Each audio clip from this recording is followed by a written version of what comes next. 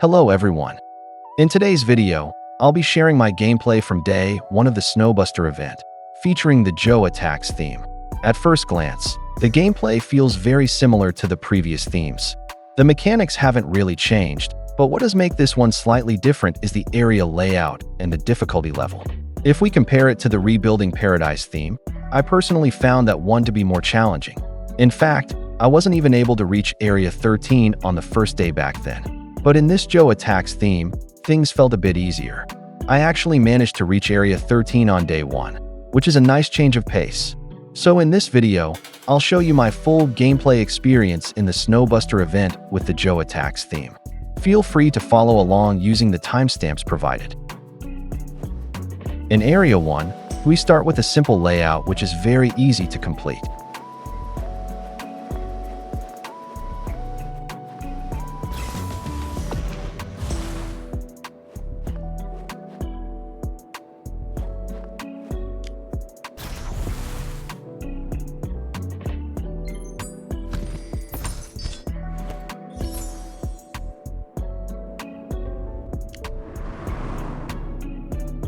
In Area 2, the layout is still very simple and compact, making it easy to clear without using too much fuel.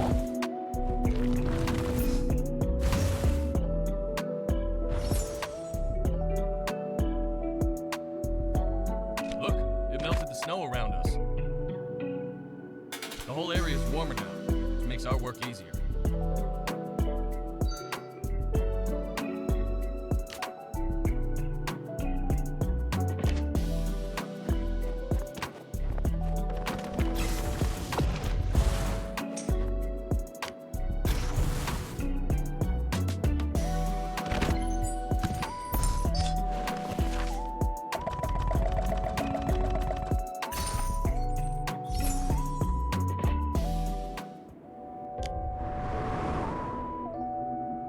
In Area 3, the layout remains fairly simple, and the size of the area isn't too large either.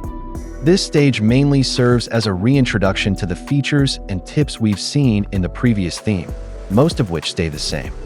Overall, it's still an easy area to complete, and fuel consumption shouldn't be a major concern here.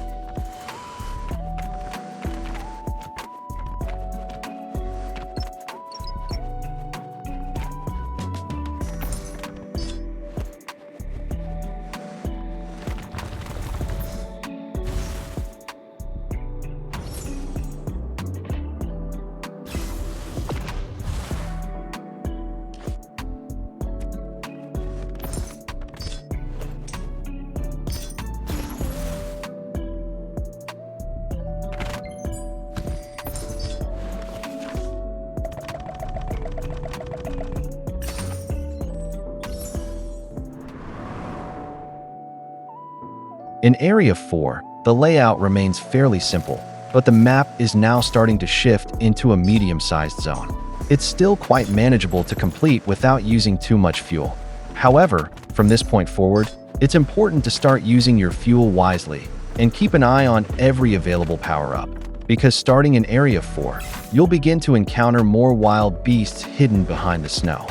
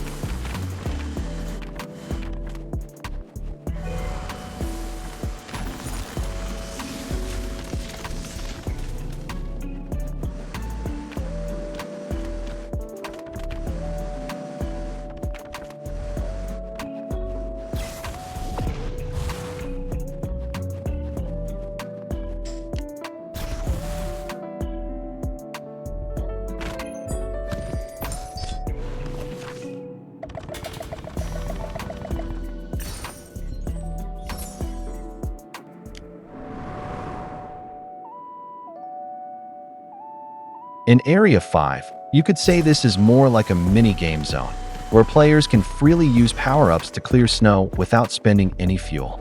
It's basically a break from the usual snowstorms, wild beasts, or other difficult challenges.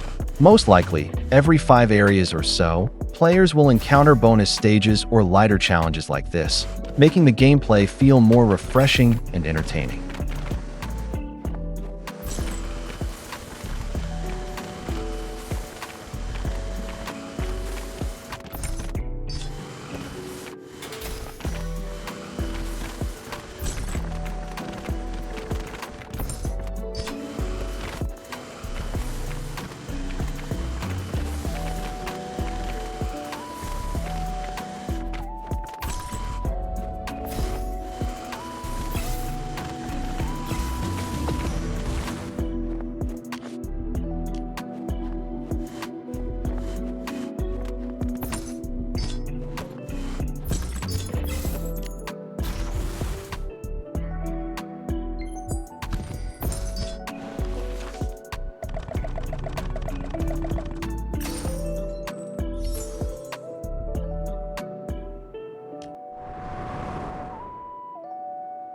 Starting from Area 6 onward, players will begin to face challenges that feel familiar to earlier stages, but with added complexity. The layouts become trickier, the objectives increase, and the areas get noticeably larger. From this point, it's important to be more strategic and cautious with your fuel usage. If you're looking for a complete and easy-to-follow guide to this event, I've linked my full walkthrough in the video description. Feel free to check it out.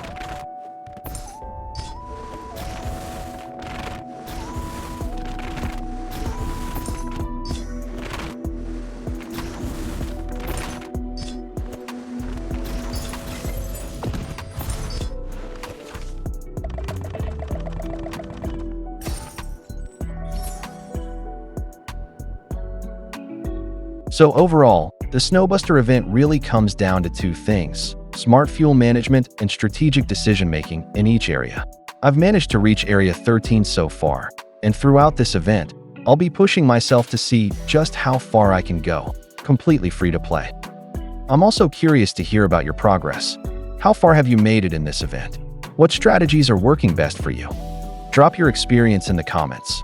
I'd love to read and discuss it with you. Thanks for watching, and I'll see you in the next Whiteout survival video.